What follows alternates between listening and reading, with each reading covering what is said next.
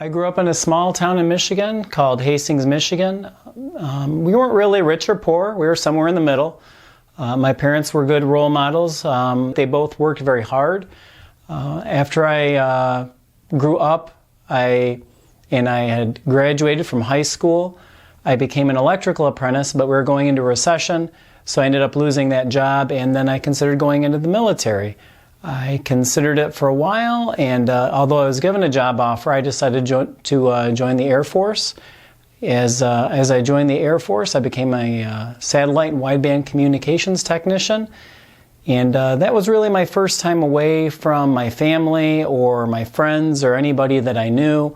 So it was a terrifying time for me looking back now, but at the time it scared me to death. So after I went in the military, I went through training for my position, and then later on I would go to several different countries. During my time in the military, I earned an electrical degree, electrical science degree through the CCAF and UMUC while I was in Korea. I visited Colombia, Korea, and the UK. Each of them offered their own insights and ways for me to learn. In Colombia, it was really my first trip outside of the United States. During that time, that's where I met my wife, who is actually behind the camera right now. I met a lot of really nice people in Colombia, so it was a great experience for me.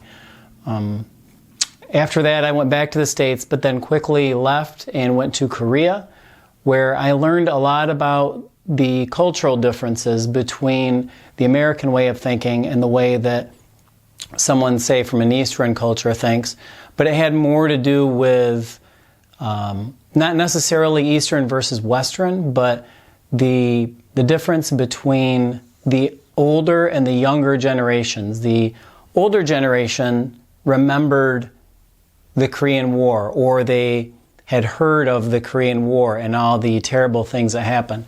So when you would meet people that were older, they would often come up to you and they would hug you. They would show you a lot of affection. They cared that we were there. And I assume the same thing happened for my brothers and sisters that were in the other armed forces branches. Unfortunately, the younger generation was completely detached from that reality. So in that time frame, while the older generation really loved to show you that they cared about what you had done for them, the younger generation just despised having us there. So they would constantly have these protests where they wanted everyone to get out of the country and everything. And even since then, they've grown a lot economically. Things have only gotten further apart from the North and South, but it really showed me the difference when someone has to live under socialism, or in this case, extreme communism or a dictatorship, and when they're divorced from that.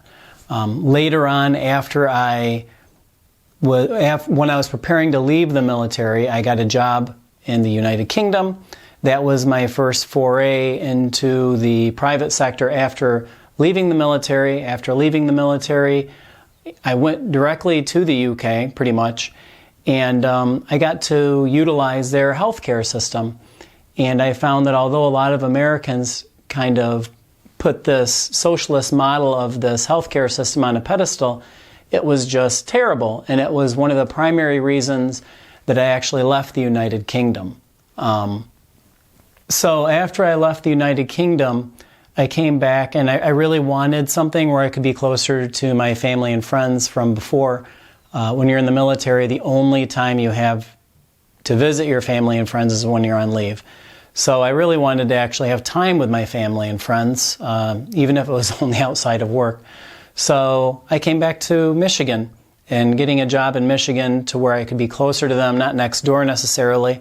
I'd kind of outgrown where I had grown up in the sense that it didn't offer the same job position that I was looking for.